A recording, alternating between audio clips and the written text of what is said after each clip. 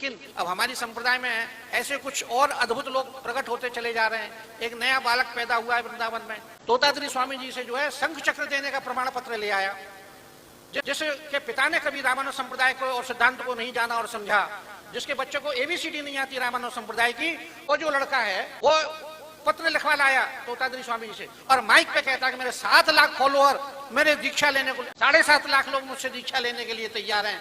अरे तुम दीक्षा देना सीख तो लो कम से कम। पंच संस्कार क्या होता है, पंच संस्कार कैसे किया जाता है, ये तो सीख लो पहले। तुम तिलक तक तो लगाते नहीं हो तुम, और ऐसी दीक्षा की चर्चा करते हो। ऐसा करने वाले जितने भी लोग हैं वो संप्रदाय का सत्यानाश करने पे तुले हुए हैं। शर्म आनी चाहिए। 2,500 या 3-3 हजार रुपए लेकर के तुम उनको लिस्टेड कर रहे हो। ये क्या है सब? ऐसे कोई धर्म जीवित रहेगा, ऐसे संप्रदाय जीवित रहेगी, ऐसे सिद्धांत जीवित रहेगा? उन्हें शर्म आनी चाहिए। उनके पास कोई पैसे की कमी नहीं है, किसी चीज की कमी नहीं है, फिर भी वो संप्रदाय और सिद्धांत को, भक्ति को व्यापार बना रहे हैं। ऐसे लोगों का समाज से बहिष्कार होना चाहिए, संप्रदाय से बहिष्कार होना चाहिए। शिष्य बनाने के लिए योग्यता की आवश्यकता पड़ती है।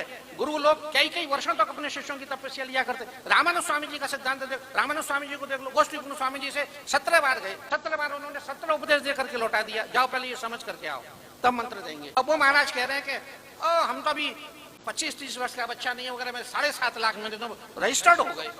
अरे तो कितने वर्षों में दोगे तुम, कितने जन्मों में इतने लोगों को शिक्षा दोगे? और अशिक्षित जो अपराधी, जो एक और बात समझ लो, शिष्यों का सारा पाप गुरु के ऊपर जाता है, प्रजा का सारा पाप राजा के ऊपर जाता है। हाँ, शिष्य का किया हुआ पाप सब गुरु को लगता है। अब इतने पाप ले लोगे तो कहाँ जाओगे? तुम तो कुछ करते नहीं हो। मैं तो भागवत करने से फुर्सत है नहीं। तो ऐसी समस्याएं, विडंबनाएं आ रही हैं, इनसे सावधान होना चाहिए। खाली वैभव देख करके, गाड़ी घोड़ा देख करके, मकान बिल्डिंग देख करके गुरु नहीं बनाना चाहिए। गुरु ऐसे नहीं मिलता। गुरु तो देवरा बाबा थे, जो मचान पे रहते थे, नंगे दुरंगे, कुछ नहीं बेचारे पहनते थे। वो महापुरुष थे, उनके पास अद्भुत अलौकिक शक्तियां थी। उन्होंने कई बार हमें इस चीज का अनुभव कराया। ऐसे महापुरुषों की शरण में जाने से कल्याण होता है, ऐसे ही शिष्य परंपरा में रहने से और आने से कल्याण होता है। हमारे स्वामी जी, हमारे पूज्य आचार्य काशी वाले रंगाचार्य जी महाराज से खूब शिक्षा प्राप्त किए। हमारा कई प्रकार से संबंध है, पिता की वजह से संबंध है, आचार्य की वजह से भी आपसे संबंध है, बहुत सारे संबंध है इस तरह से। तो वो काशी वाले रंगाचार्य जी महाराज से आप बहुत अध्ययन किए हैं, उनसे देवरा बाबा जी ने भी अध्ययन किया। उन सबसे हम लोग शिक्षित हैं, जो केवल 2 वस्त्रों में सारा जीवन निकाल देते थे।